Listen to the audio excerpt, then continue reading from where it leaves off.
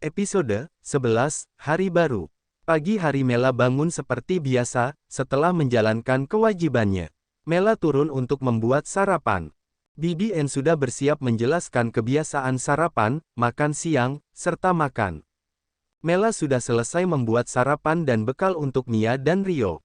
Kini dia beranjak ke kamar untuk menyiapkan keperluan sang suami. Mela menyiapkan pakaian, jam, dasi serta air hangat untuk Herdi mandi. Setelah itu, Mela menuju kamar Mia dan Rio. Mela membangunkan kedua anak tersebut dengan lembut. Mela kembali ke kamar dan membangun Herdi. "Mas bangun, ini sudah jam 6.30, Mas harus bersiap ke kantor," kata Mela.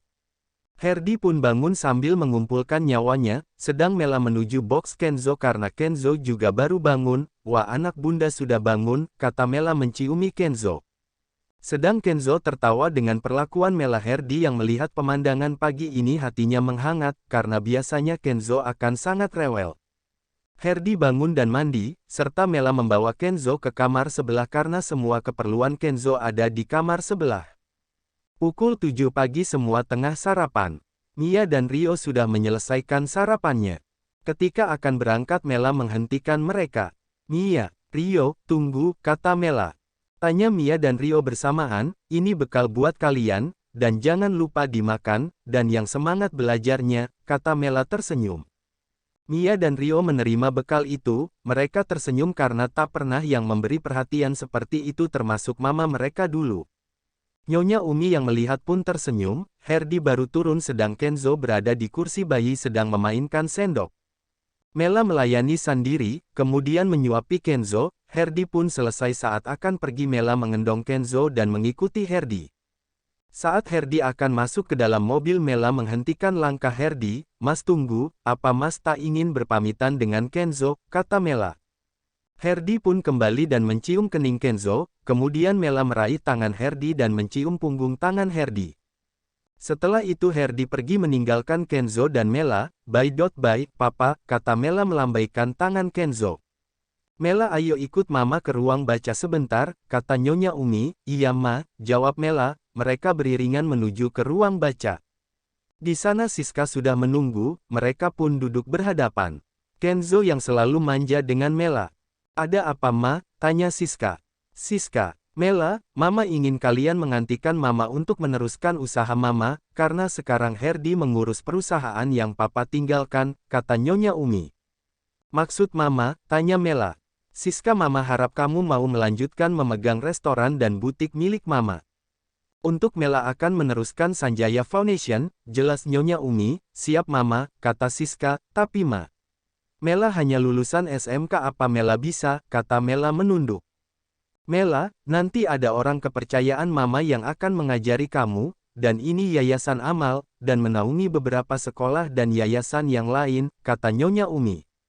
Mela pun mengangguk. Kenzo sedang tidur siang. Mela tengah les privat mengemudi karena Herdi tak mau Mela manja. Guru yang mengajari Mela pun tak menyangka bahwa Mela cepat menguasai apapun yang diajarkan, bahkan Mela sudah lancar mengemudi. Meski ada beberapa hal perlu dilatih lagi, setelah itu Mela lanjut dengan bermain dengan Kenzo. Saat bermain tanpa sadar Kenzo mengucapkan kata pertamanya. Pa, celoteh Kenzo. Mela yang bahagia mengambil ponselnya dan mengarahkan kepada Kenzo. "Ayo cogan Bunda bilang, Papa," kata Mela. Pa, celoteh Kenzo yang direkam Mela. Lanjut Kenzo.